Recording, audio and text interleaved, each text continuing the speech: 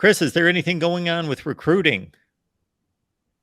Yeah, Saturday I think we land Patterson. I think he's Florida State's, which ends up putting Florida State in the conversation for having the best backfield recruiting class in the country if they land Zay Patterson, which I believe they will. Um, we're still going after Zandamela quite hard. That's verbally committed to USC. Um, we're also still effectively recruiting Jeremiah Smith, and we are going after Booker Pickett Jr. is one that I think Florida State's starting to do really, really well with. Um, and then there's a couple of guys that if Florida State handles September the way that I think that they will be potential flips in the month of September.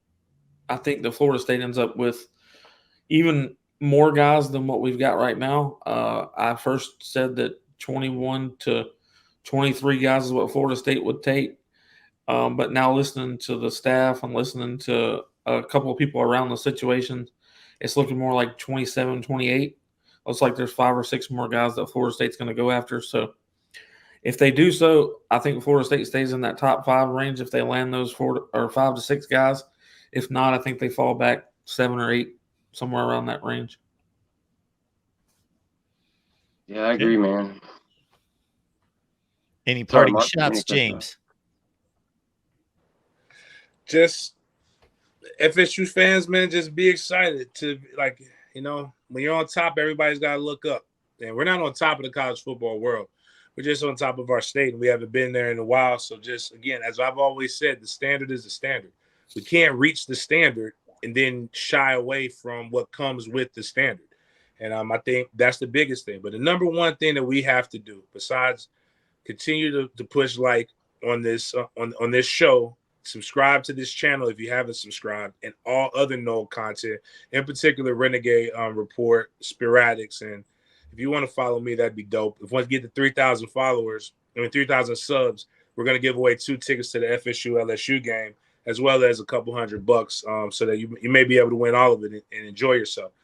But the biggest thing is come to Orlando. Forget if you got a ticket to the game or not. There's a lot of tailgates. There's a big one in particular that me and Chris are running that will have TVs, be in the atmosphere. One of the best things about growing up in Tallahassee in the 90s during the Bowden era was FAMU being really, really good and Florida State being really, really good. And to be in the city was electric. Create electricity that helps with recruiting. That's really what these guys are seeing. They're seeing how rabid the fan base is. They're seeing how much fun the fan base can be and how supportive they can be. Now you add wins to it, and who wouldn't want to be a part of this? So what we got to do is, if it's this close, it ain't nothing. For most of us, Orlando ain't nothing but a hop.